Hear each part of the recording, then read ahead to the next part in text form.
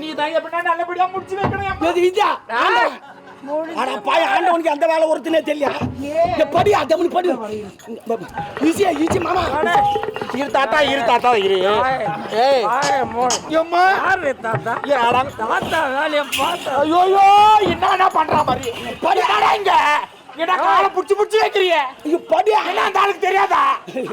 What is this? ஏய் ஓர பேசு.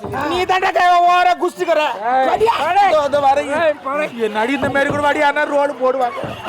ஐயோ நோ ப்ளீஸ் கால போடாதீங்க. அப்ப கால போடாத. ஐயோ படி ஐயோ